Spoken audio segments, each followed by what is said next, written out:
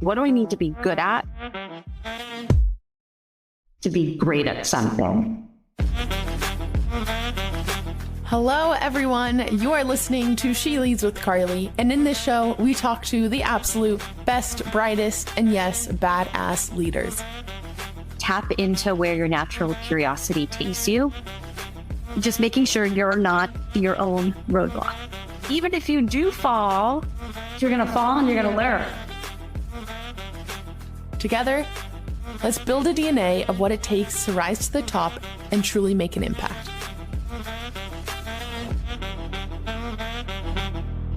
I'm your host, Carly Malatsky. Hello, everyone. I am super excited to welcome our guest today, Ali Bonar. Ali is the co-founder and CEO of Oat Haus, the first ever spreadable granola.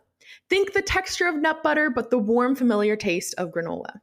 She founded Oat Haus back in 2018 as it was part of her recovery journey from disordered eating. She searched high and low for a nut-free spread that resonated with her, but couldn't find one. She came up with the idea to create one out of oats, and granola butter was born. Now, Oat Haus is sold at over 5,000 retailers across the country, including Whole Foods Market, Publix, Amazon, and Target. All of this has earned her a much-deserved 2024 EY Entrepreneur of the Year award. Prior to Oat Haus, she thought she would be a doctor. She studied pre-med at the University of California Berkeley, earning a bachelor's degree in nutritional sciences. While she ultimately decided not to become a doctor, she did continue in digital health for a few years, working in marketing at Doximity, the largest medical network. Ali is also very open on Instagram, and she actually did have her own podcast, so I really recommend everyone to check that out, where she is just she's an open book, and I absolutely love that. And I'm excited, Ali, to have you on the show today. Welcome. Oh, thanks so much for having me, and thank you to everyone who's listening. Of course. So, Ali, by the way, I'm so excited for this. I have so much that we're going to dive into. But first, tell me a little bit about your upbringing. Who were you as a child? What type of kid were you? Yeah, I was a nerd, obviously went to Berkeley. I'm sure you were as well, going to Stanford. Didn't really drink, didn't party much in high school, very sheltered. But I love playing volleyball. That's the sport that I actually was committed to play in college. I was committed to play at Boston College. Ended up decommitting because I got into Berkeley for academics and, a little bit better academic school. So that's where I ended up going. But yeah, I just loved hanging out with my family. Like I loved my parents, weirdly enough, loved my friends, and grew up in San Diego. So just beach bum, always in the water, miss it a lot every day. I'm now in the Midwest, which is not the same, unfortunately, but it has its own perks. Yeah, I was a big foodie too. I mean, looking back, it's interesting. I don't know if you experienced this, but it's like, as a kid, I had so many journals. I was like constantly sharing about what was going on in my life. I even had like a blog when I was in middle school, like before blogs were really a thing. I loved food photography. I loved baking. So it's just interesting how those themes continued into obviously what I'm doing today. Kind of had a meandering path to get back here. But yeah, hindsight, it's interesting how I've always been interested in food and sharing my experience online, which now I do as a content creator on the side. And did that come from your parents, your mom? Did that influence come in other ways, or was it more of just a self journey that you discovered your love for food? Yeah, no, definitely. My mom did not cook. She was, I think it almost like skips a generation sometimes. Like her mom was a big cook and, always in the kitchen. And so I think my mom was kind of like anti. And then because my mom was always making us like cereal for dinner, then I was like, all right, someone needs to step it up here. So my mom was really busy. She was an entrepreneur. She was a dentist. She opened her own practice. And so she really instilled a lot of that in me, but not the foodie side at all. She kind of lives or eats to live. But I think, it just always came from within. And unfortunately, I think a lot of it really was due to my issues with food. Like a lot of it was fear driven too, which I'm happy to talk about, super open about.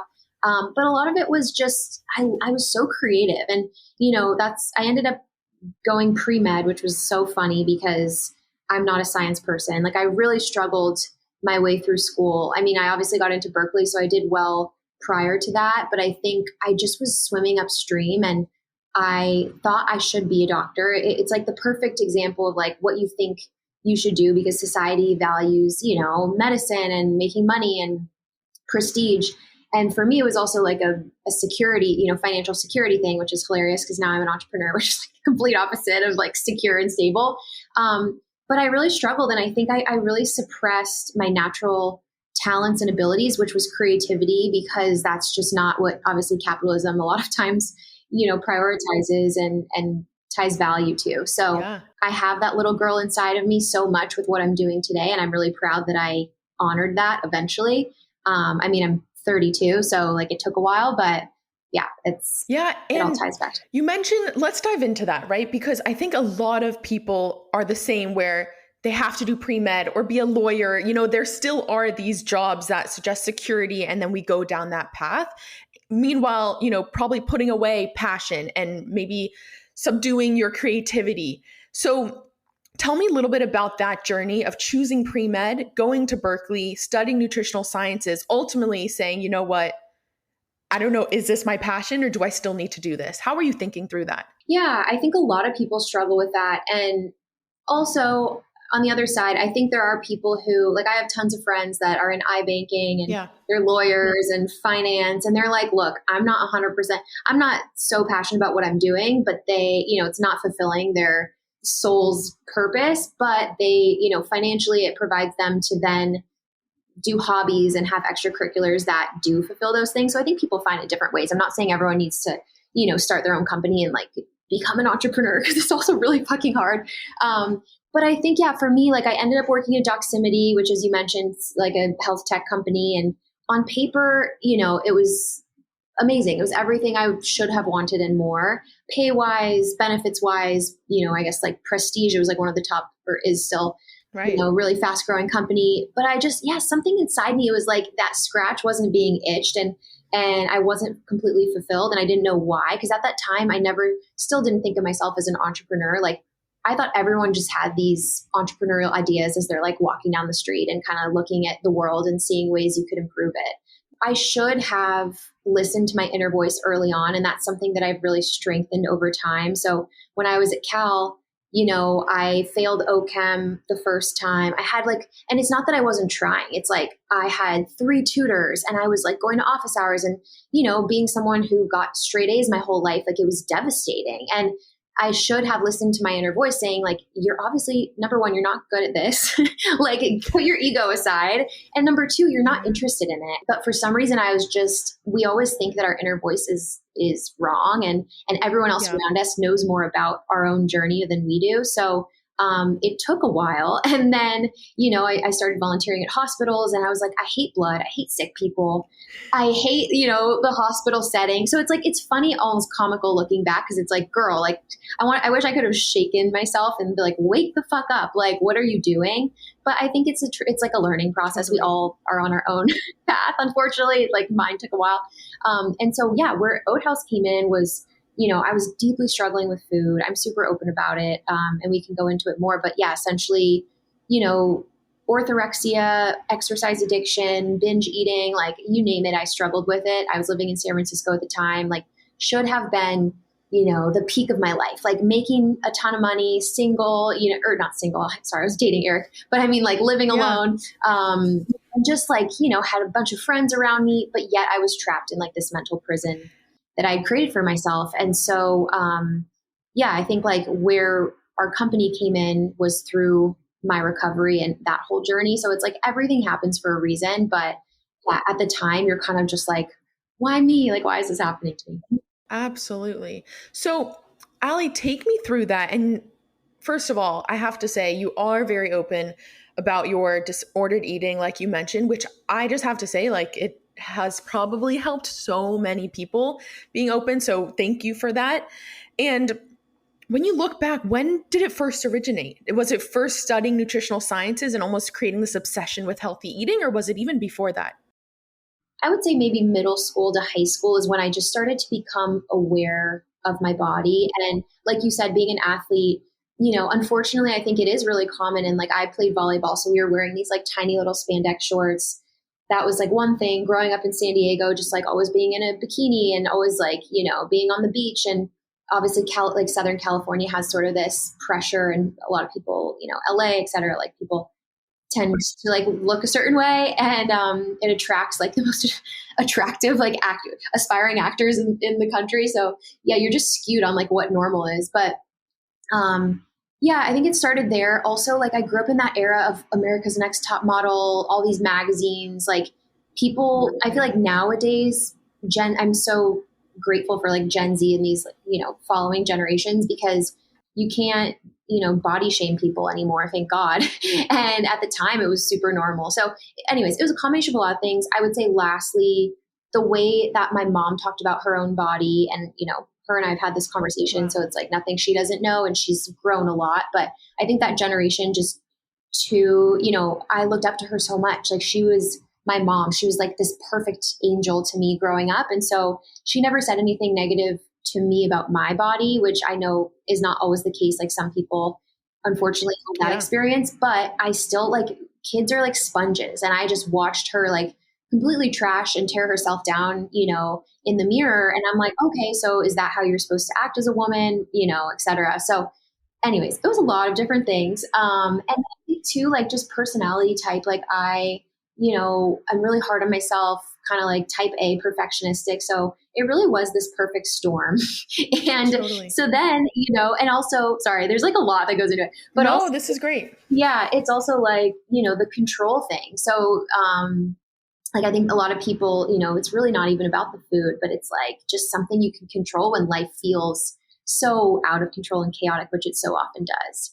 Yeah. So there was a lot. And I think I've only just learned and started to peel back the layers like years after and years into recovery. It's not something that I realized as I was going through it, of course, but yeah, I think it's multifaceted and different for everyone. When did that journey into recovery look like for you? And at what point were you like, you know what, this is actually, there's a problem and I have to deal with this. How did that look for you? Yeah, it was a while. There's a theme in my life, which is I don't figure things out right away. Yeah, I would say, about 10 years in. Also, I think people really talk down, having an eating disorder, which it's a terrible thing, but it also was my lifeline in so many instances. And it was my survival mechanism in so many instances. I was never taught how to handle my negative emotions. I grew up with two parents that were very like genuinely happy-go-lucky. And so whenever I was sad, they were like, oh, let's go get ice cream and make you feel better. So it's like, okay, when you're sad, you eat ice cream. And yeah, just never had the skills or the tools to like sit with and feel my feelings.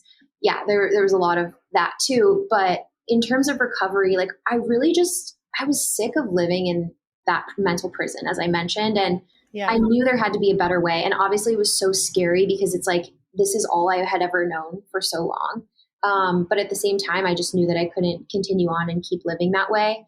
And I think the hardest part about struggling with food is the fear of other people finding out, the complete isolation. Like I thought I was the only one going through this. And, I kept it in for so long too. And so that's why also I didn't, I struggled with it for so long because I was really good at hiding it. Like I think being a nutrition student, I just kind of masqueraded it as, oh, I just love eating healthy. And everyone around me was praising me for my willpower. When I'm in college, everyone's eating chicken fingers and I'm like subsisting only on salads. But then inside, I'm like, I want to be like you guys. Like I want to feel the freedom to just, eat chicken fingers and not like rip myself to shreds after mentally. So it's interesting. And I think like, I don't know. I think there was that little voice inside of me. And for some reason, I decided to listen to it 10 years in. So I did end up reaching out for help. This woman who was based in San Francisco where I was living at the time, she's amazing. And, she was the first person I told. And I feel like so much of my healing just even happened in that moment where it was like this boulder I'd been carrying around for 10 years was just lifted off my shoulders. And as soon as I started talking and like ripped off that Band-Aid, you couldn't shut me up about it. And so, even to this day, like I'll talk about it with anyone because I think that was like, I just was searching for that when I was struggling was someone else out there sharing their story and making me feel like, oh, I'm not alone. Because no one was. Like, it was like the time of social media where everyone was like, it's all good. I'm perfect. My life is perfect. Yeah. I love that. And it's weird. I just like took a very deep breath as you were describing that, as you were lifting and taking that boulder off your shoulders. And Allie, you've been very open about this too. And you ended up finding a therapist who taught you, ultimately got you out of this journey, like helped you on the recovery journey. Can you talk a bit about the power of therapy? And also, I love that phrase you say, which is feel your feelings. And what does that mean a little bit? And then obviously we'll get into Oat Haus, but just tell me a little bit about that. I'm such a big proponent of therapy. And I think that's another thing that maybe is a little different about our generation versus like our parents. Because I remember when I first told my mom, like, oh, I'm going to start going to therapy. She was like, is everything okay? What's wrong? And I'm like, no, it's like preventative, which is hilarious because there obviously was a lot of things wrong. But yeah, I think like it really, now Eric and I are doing couples therapy. But I did like solo, just like one-on-one therapy for a couple years. I've done psychedelic assisted therapy, which was incredibly happy to talk about that, like the most profound experience of my entire life. But yeah, huge proponent. And in terms of feeling your feelings, I know it's like, it sounds so nebulous. And I think it's actually way harder than it sounds. It's like, just feel your feelings. And it's like, what does that actually look like? Because number one, no one wants to do that. It's so uncomfortable. Myself, even to this day included. It's much easier to reach for, a bag of chips or ice cream and like get that instant dopamine and just distract, numb, avoid. But one really important metaphor that, and kind of visual that has stuck with me that I don't even remember who told me initially, probably one of my therapists in the past, but emotions are like a beach ball. And like, you can only hold it underwater for so long until it blows back, and smacks you in the face. And really the only way out is through. So one thing that was really helpful for me was somatic therapy, which is like body-based therapy. And because I'm someone who, like, there's so much going on up here. I'm an overthinker, and I can like talk my way out or around of anything. And so I found that in talk therapy, I was actually like, I don't know, it wasn't like I was feeling my feelings because I was kind of avoiding and talking around it. And somatic therapy, you can't do that because essentially what you're doing, you kind of get into this like deep meditative state. This is with someone who's like trained and knows way more than I do. But this is, by experience being a participant. And like, you kind of like, she'll start with like a body scan and you're feeling into your body. So it's like, okay, where am I holding tension? Like right now, say, for example, it's like your left shoulder. And then you'll start to like focus on that area. And I mean, this is over the course of like an hour and a half is like, you're focusing on this area, you're sending droplets of love to it. And over time, like you truly feel this area release. And I think what's so incredible about your body is it holds such wisdom that your mind like doesn't even really realize. It holds traumas, it holds experiences, so that was really powerful for me because it was like very confronting to, become face to face with like all these feelings that I had been holding in my body for so long. So highly recommend that. Other things, I love, like, I'm someone who loves to either talk it out. So like I'll record like a video diary on my phone. It's like, I don't post it anywhere. It's kind of just to like get it out. Yeah.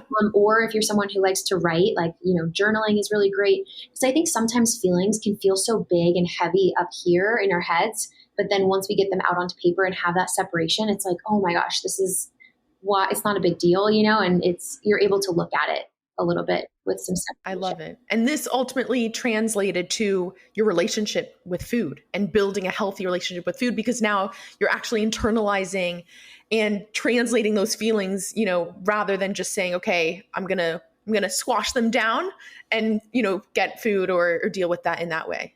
100%. Like I used to be someone I was the girl that never cried.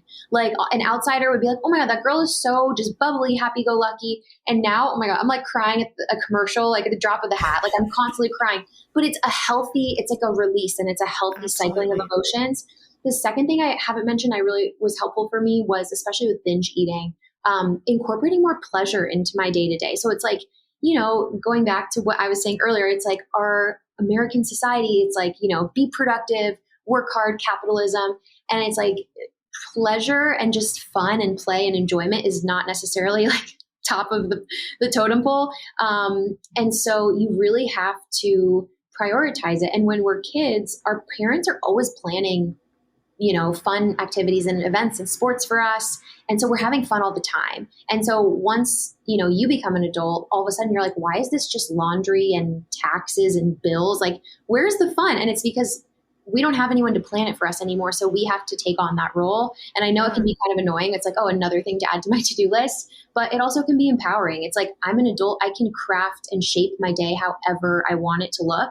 And just incorporating, it doesn't have to be like, pleasure isn't always sexual. It's like, for me, like I know people are like, oh, coffee's good for you, it's bad for you. I don't care. It brings me so much happiness. I have a double shot of espresso with heavy whipping cream every single morning. And like, I savor that bad boy, like so intense. And it just brings me so much joy. Like, I go to bed the night before dreaming about it. And it's just those little moments. Like, it doesn't have to cost a lot of money or a lot of time. But it's little things that bring you joy, instead of just relying on food all the time. And that really helps. I love it.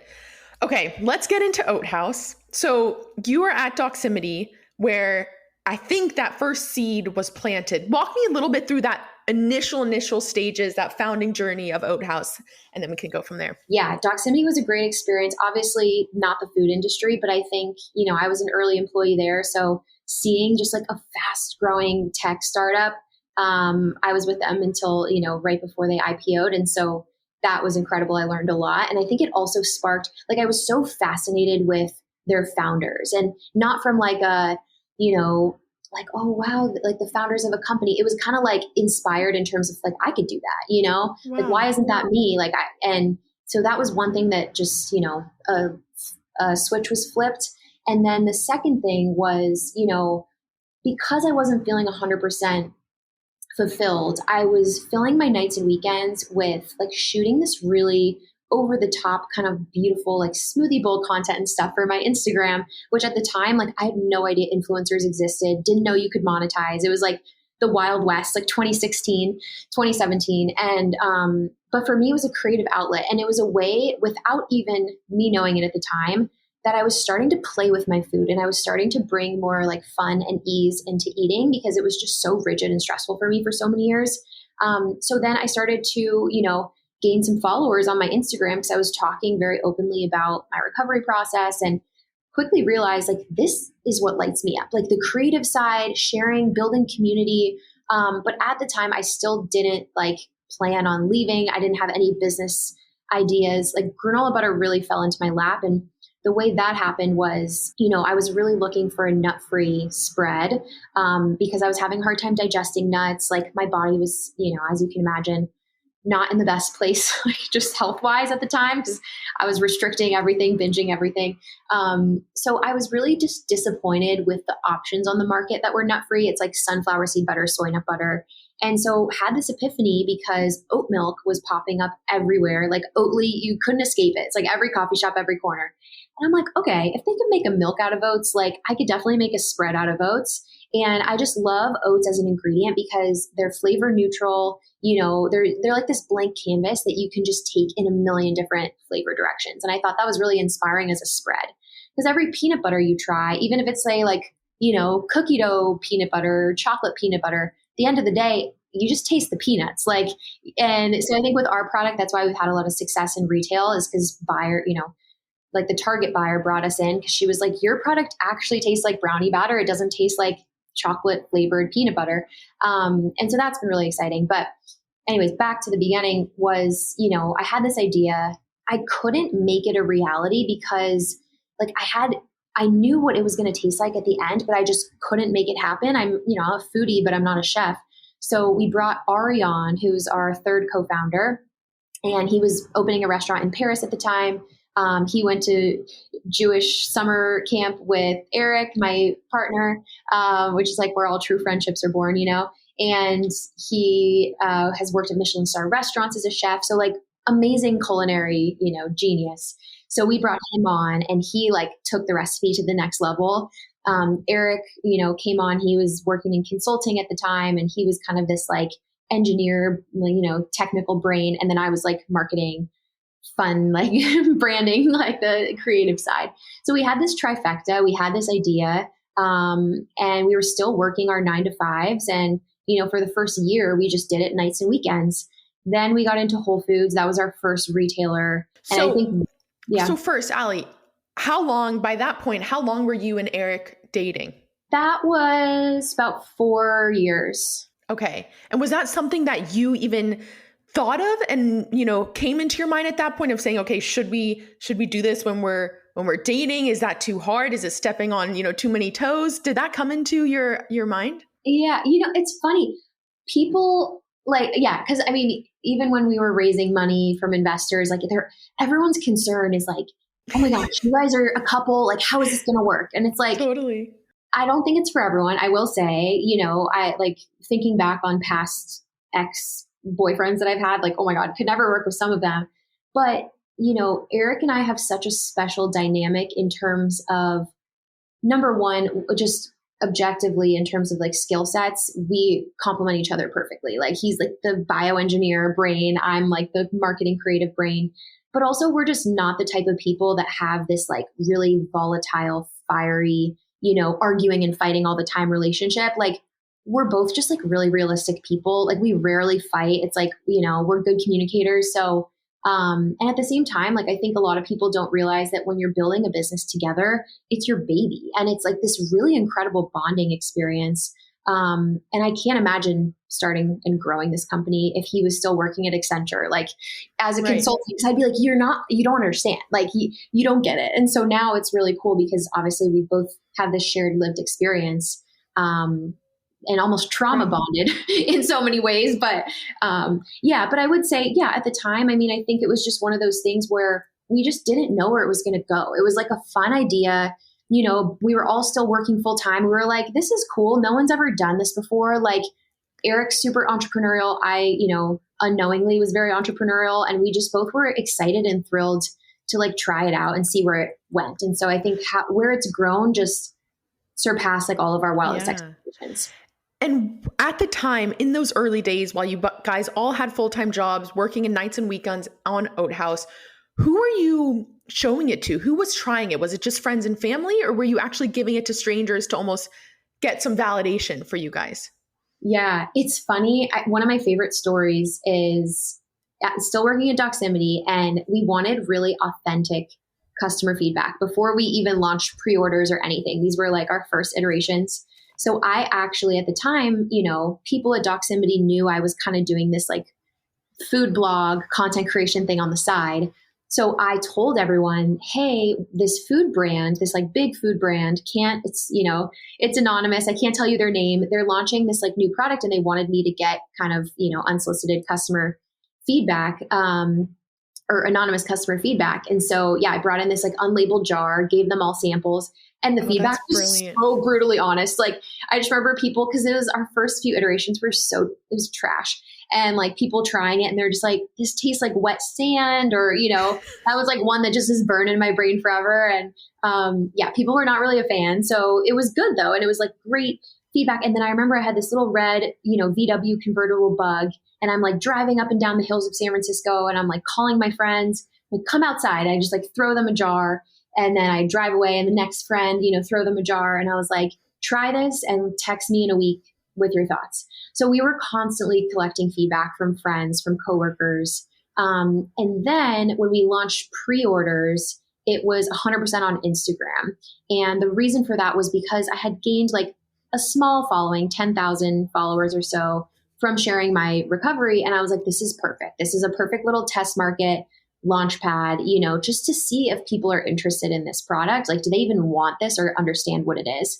Because look, I'm the first to admit it's a very wacky idea. And people understood and got it right away. And I think that's not the case for all innovative ideas. Either you're like, it's wrong timing, or it's just a little too weird. Right.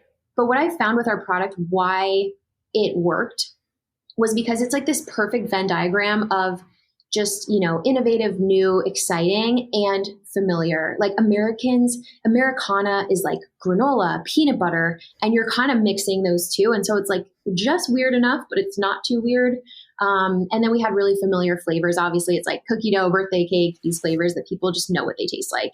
And even, getting that feedback of this tastes like wet sand, did you guys ever have a moment of, okay, what are we doing? Like maybe let's just go back to full-time job? Or was there just constant, we're going to get it right, this is going to happen? Like, how was it mentally for you guys? Okay, one of the traits I will say that has helped me become, an entrepreneur. Yeah. I don't even want to say, like, I still don't even feel it's like not even successful entrepreneur. It's like just, I think baseline to be an entrepreneur, you have to be delusional. You have to be, your mind has to be so set on this product, and you have to almost be a little delusional because you're going to hear so much feedback. And I'm not saying this is even a good quality trait, but like I've found with a lot of entrepreneurs, they're like pit bulls. They're so focused on this one thing, and they're like, I don't care what anyone says. I'm going to make this happen. And I think it can be a beautiful thing, or it can be really hard because it's like maybe people do have good feedback for you. And sometimes you think your product is like perfect. And, but I think we were open to the feedback, but we just knew we were onto something, and we just knew like if there's a will, there's a way. And I think one thing that has really helped us continue to grow to where we are is Eric, Ari, and I all share this trait of we have so much grit. So it's like, whatever happens, we're going to figure it out. And, we've slept on the floor of the facility more times than we can count. It's like, we've moved our lives to Philly, to Cleveland. We don't know anyone here. We don't care. Like, we picked up everything and we've moved. Like, we'll do anything for this business. That's one thing. And second thing is problem solving. It's like, none of us were in manufacturing before. None of us started a food company before, but like, we figured it out. We're like, if other people can do it, so can we, and now we have Google, we have the internet, we can search and figure out anything. Yeah. So I think with those two things, like that really helped. But yeah, like early days, I mean, we probably did 100+ iterations before we landed on something that we were like, this is it, this we can sell. And even to this day, our product looks vastly different than it did in 2018 when we launched. I love it. I love it. And also, like you said, grit and delusion, I think those are probably the two key ingredients of being a founder. So I'm so happy you touched on that. And okay, at what point did you say to yourself, you know what, let's leave Doximity and let's go full time into this? At what points were those give you that confidence? When we launched into Whole Foods, that is when we got word from the buyer that we were going to launch. It was still a couple months before we launched. But like, I think having that validation from one of the biggest retailers in the country, okay, there's something here, right? Like, and what the hell am I doing? I can't do both jobs. Like, I can't do either job well. I wasn't doing either job well. And so, yeah, I ended up quitting Doximity. Eric was still actually working at Accenture for another 6 months after that because he was just on the bench and like trying to avoid getting placed on a project, and no one was really noticing. So he was still getting paid this whole time, which like anyone who works in consulting, like for a big company knows, I'm sure how that all works. So that was great. So he was kind of like funding us while, we weren't making money yet. And then I was also making money through my Instagram, just through like, not a ton, believe me, like, I was living in my parents' house for a while, but like small brand deals and, paid posts. It was like at the time where people saw influencers posting something and they actually like went to the store and bought it. Influencer was a lot more, had a lot more pull then. But yeah. And then, Ari pretty immediately was full-time actually from when we had the idea, because he had to be recipe testing and everything. So we were paying him like as much as we could in the early days, which was not a lot. And as soon as I left Doximity, it was like, oh my gosh, why have I been waiting this whole time, And what was that process like of getting into Whole Foods? And how was that feeling when you got that email or, whatever it may have been from the Whole Foods buyer saying, let's try it out? I will say, I think our naivete, not knowing much about the food industry really did help us, because knowing what I know now, the way that I reached out was like so embarrassing and just kind of hilarious. But I was like, I'm going to go on LinkedIn and find the Whole Foods buyer. And just so everyone knows, like the way that you get into a grocery store is you pay a broker and they take a, commission. They work directly with the retailers. Like there's this whole process that you're supposed to go. We've never done that until, now. But I just like found her name on LinkedIn, no email. So I just started doing, different email formats. Like what is not going to give me a bounce back basically? Because I'm like, every company has their set email format. So as long as I just unlock, crack the code, then I can email her. Months go by, like didn't hear from her. Finally, I get an email back like, oh, interesting. Love to try samples. this was like the best day of my life. I didn't realize that her asking for samples was like step, 0. Like there's so much we had to do before we got on shelves. But at that moment I was like, we're getting into Whole Foods. Not true. So again, like the retail process is so slow. That's the whole thing. Like typically stores only review your category once a year. So if you miss that category review for like our category spreads, it's like the peanut butter section, then you don't get another shot until a year later, which means you'll probably be on shelf like almost 2 years later. It's just insane. I didn't know any of this at the time.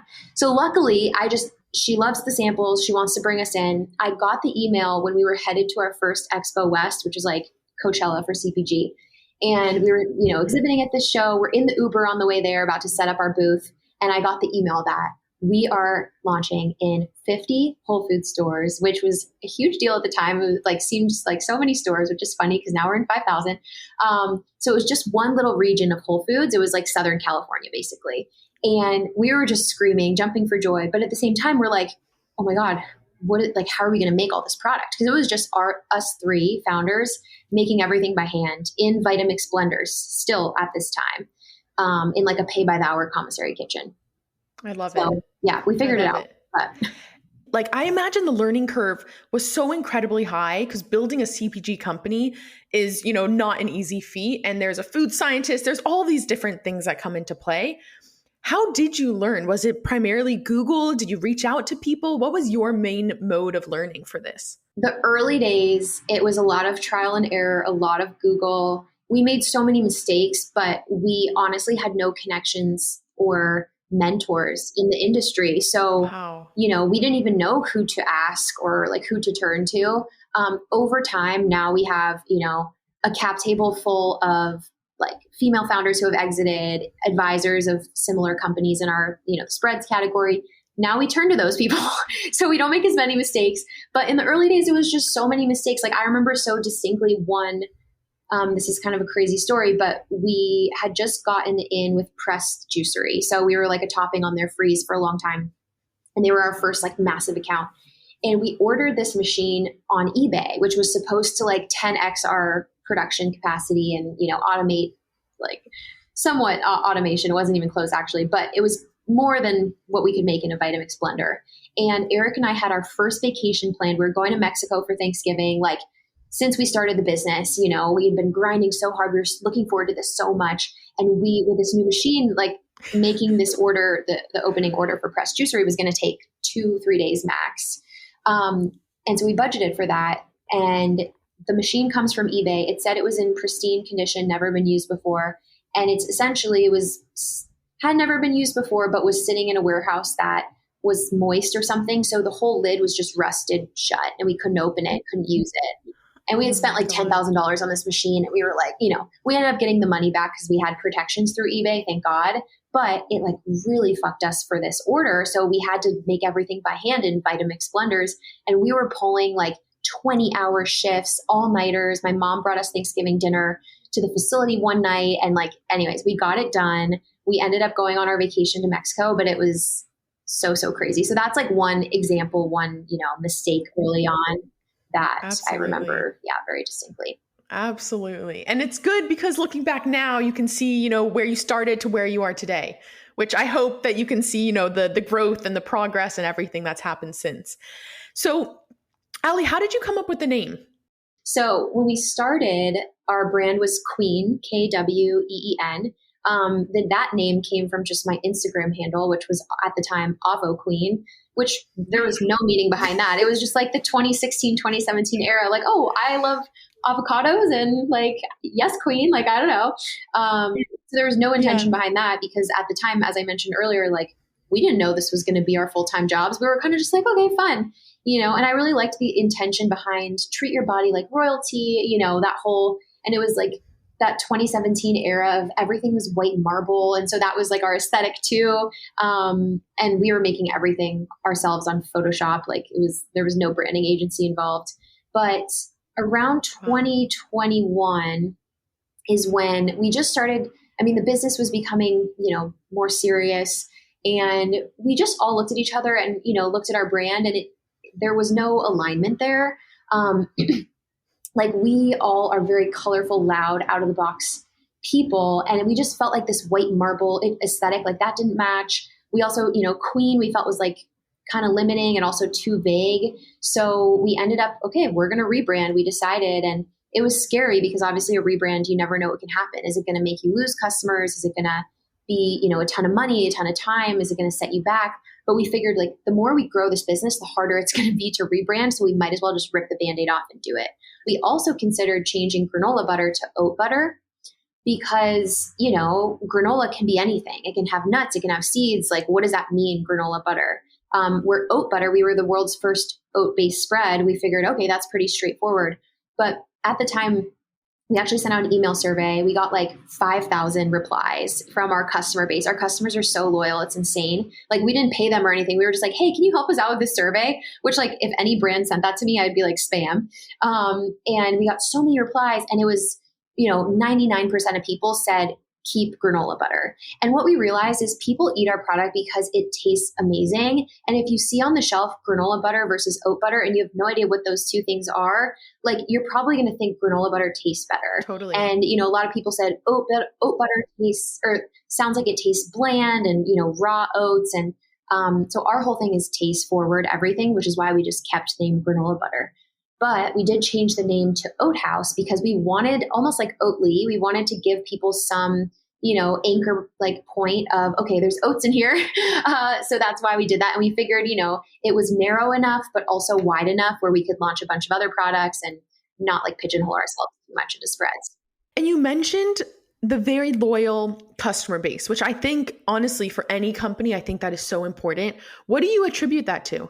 Oh, yeah. That's one of my most proud and, my favorite things about our brand. And, you see a lot of companies out there, maybe they have 100,000 followers on Instagram, but they don't get any comments because they've bought all their followers. And I think for us, we just, since day one, I treated our Instagram account like it was my personal diary. And that's how I grew my following on my personal account. And I was like, I want to take people along this journey from starting, like, I would post stories, or content like in my parents' garage where we started packing orders, sweating, crying, like literal blood, sweat, and tears, just like, what am I doing with my life? It wasn't pretty. It wasn't cute. It wasn't glamorous. And I think people, they love to root for an underdog. They love to, feel like they're part of something. And I never wanted people to feel like, oh, look at us. Look at this glossy brand. I wanted to show the real instead of the highlight reel. And that has really resonated with people. One thing that has been tricky as we've grown, though, is scaling that and scaling myself in our content. So, like, many founders will outsource content creation because it's not their strong suit or they don't enjoy it, which is totally fine. But it is my strong suit and I love it. So that's been difficult, is like, okay, how do I outsource some parts of content creation? Because obviously we're putting out a ton of content on a bunch of different platforms, but still maintain that personal touch of like, hey, I'm the founder and like, here's my story, which you just can't replicate with like, a UGC creator or something like that. Absolutely. No, I love that. And it shows the power that you've created in being authentic and in being real, which is so important. So, Allie, I want to know, what advice do you have for aspiring entrepreneurs who, like yourself, didn't come from an entrepreneurial background, but have this passion, maybe stumbled upon this passion, but more often than not, there's a very big fear of starting, and if anything, it just stays in our heads as an idea. What advice do you have to actually take that leap and go forward with it? My favorite piece of advice I heard, again, I feel bad because I never hear where I don't remember who told me this back then, but it's like, it stuck with me. So whoever's listening who told me this, I'm sorry I didn't credit you. But early on, someone told me, when I was also deciding, do I leave Doximity? Do I do this? Like, I have such a secure thing going with my tech job. And someone told me, maybe it was a friend, like, you're never going to look back, say you're on your deathbed, you're 100 years old, hopefully, God willing, we live that long.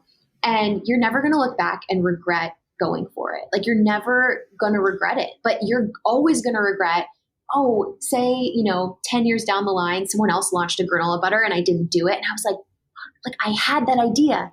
And I would be so mad at myself. And I think that always stuck with me of like, I want to be someone at the end of my life where like, I have crazy stories and my grandkids are like, wow, like she has lived so many different lives. And like Oat Haus for me, it's not the end of like, I'm going to do 100 other things in my life. Like right now, it's been amazing to build this company, but I have so many other ideas up my sleeve outside of food.